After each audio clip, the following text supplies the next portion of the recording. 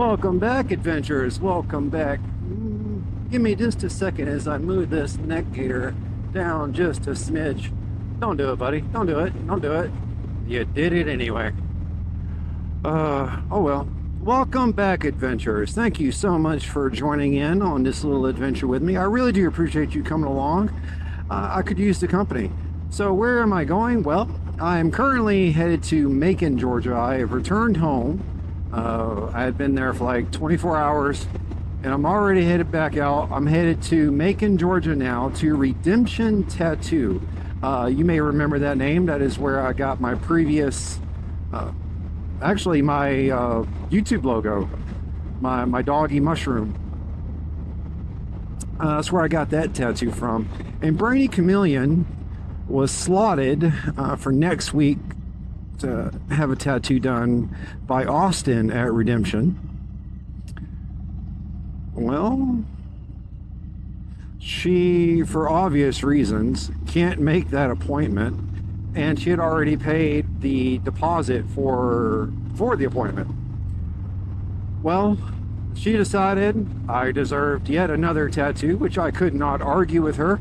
I think it will help my mental stability and comfort and guidance through the troubling storms. Now, you may be asking yourself, well, what are you going to get next? You already got your YouTube logo, the doggy mushroom, and you got your mushroom warrior. Well, let's connect it to the mushroom warrior a little bit. The tattoo I'm going to be getting today from Austin is going to be a mimic from Dungeons and Dragons.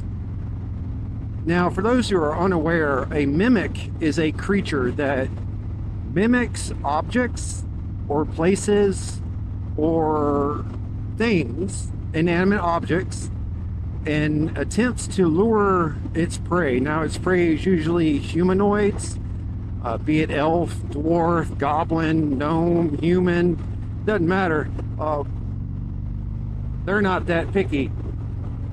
But my favorite type of mimic, and the one that always brought fear to me while I was out, well, not out, while I was playing Dungeons and Dragons, this fear was always really deep in my mind, and the concern of being eaten by a treasure chest. Now, even in the most recent movie of Dungeons and Dragons, they had a mimic in the movie, and I think it ate somebody, or almost ate somebody. I can't remember. I got to rewatch that movie.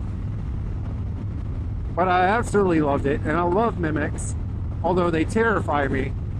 I love them. So I think the idea of what a mimic is, what it does, and the fear that they have presented to me through my adventuring makes this tattoo worthwhile. Now, I am also trying to see about scheduling another artist for tattoo number 4 for this year. I already know what I want, know where I want it. I just got to figure out which artist is going to do it. So, I don't know, guys. If you're game, if you're down for it, let me know. We can look at a few things, try a few things out. And also, while I'm headed up to Redemption Tattoo, you'll notice I'm on the 2018 Fat Bob, the Tarrasque, as it is named. That name is new, probably not even a week old yet when I decided to name it that. But I think it's pretty fitting. It didn't get named in the 2 years it was in my possession. And in the 50,000 miles I put on it, the bike was still nameless. So after I named the D20 and we named Valiente the CTX 700 and the Fat Bob, of course, left us, we didn't name Catastrophic Shadow because it was his bike, right? I had to look down and see what my speed was. I have a tendency to lose track of my rate of speed. And on my Harleys, I am very comfortable maintaining interstate cruising speeds on the back roads because they actually handle phenomenal to me. I can whip these little dicks around and get them to whatever corner I need to get that little spot just right. You know what I'm saying? Ha ha ha ha. But where was I? Naming the D20 Tarrasque Fat Bob. Right. So when Catastrophic let us know that he was not going to be able to afford a Tarrasque any further, and it was going to be coming back to me permanently. I thought it deserved a name that would give it character and description as to what we have been facing as a family, as a community, as a country. I really don't want to pass you, dude. I'm turning up right up here onto the interstate. I don't want to pass you. Because, ladies and gentlemen, folks, creatures of all shapes and sizes, whether you want to admit it or not, everybody is going through some shit right now. Everybody. No one is in the clear. No one is out of this shit's stench. Everyone's facing something between the folks with the money and definitely the folks without. It's a little wild. It's a little crazy. So naming this after a creature that is going to be helping us take back our world, take back our country, take back our community, take back our lives and our happiness with fierce ferocity, power, and magnitude, I think it works just fine, just fine. Plus, it keeps it D&D themed, so, you know, that's a double yes for me. Did I mention I love the way the fat dog sounds?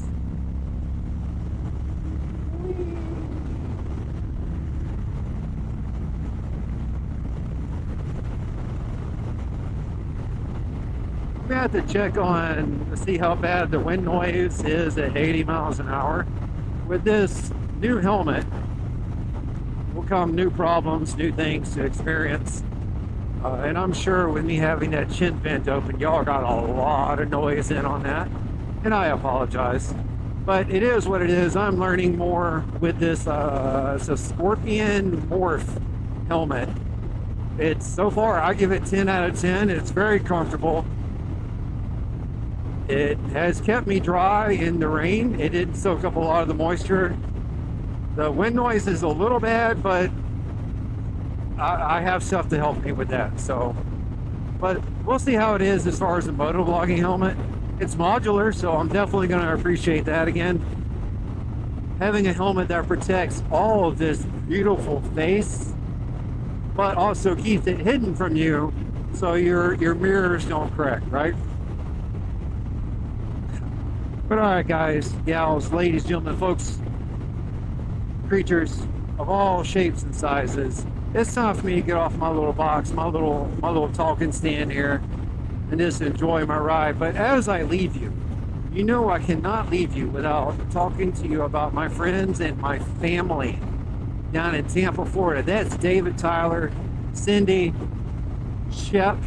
If you know Shep, Mr. Jason Shepard, Willie the Crypt Keeper. He's a good guy, y'all, and I am ecstatic to see him doing so much better than he has, to see him better recovered since the motorcycle accident I was a witness of and actually provided him care. And I wasn't the only one. There were several of us in the Forgotten Angels community who rushed to give aid to those in that accident. And all of you, I love you. I appreciate all of you.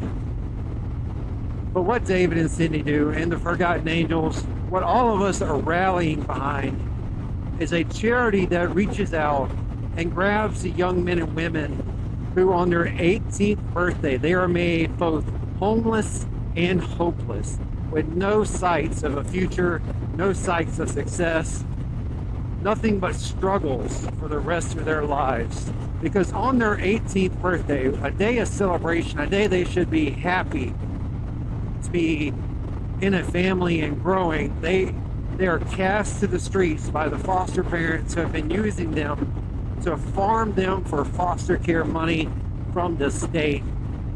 They are cast out, made homeless and hopeless because they haven't been given any tools to succeed. They don't know how to start a bank account. They don't know how to get a job. They don't know how to go to school. They don't know how to be successful. They don't know how to find happiness. And ladies and gentlemen, folks, creatures of all shapes and sizes, happiness is key. You've got to be happy. You don't have to have every shiny dime and gold nickel, but you should be happy. And that's what David and Cindy do. They provide the tools for happiness. If you don't believe me, go down there and check them out. We're having another camp out in October. You know I will be there. So come down and see me. Come down and see us. Come see what they do. And if you don't want to come do that, you just want to support from afar, reach out to Shade Tree Surgeon. I'm going to try to have the raffle down below in the descriptions. Buy you a raffle ticket for a fantastic bike or a bike. It may not be fantastic, but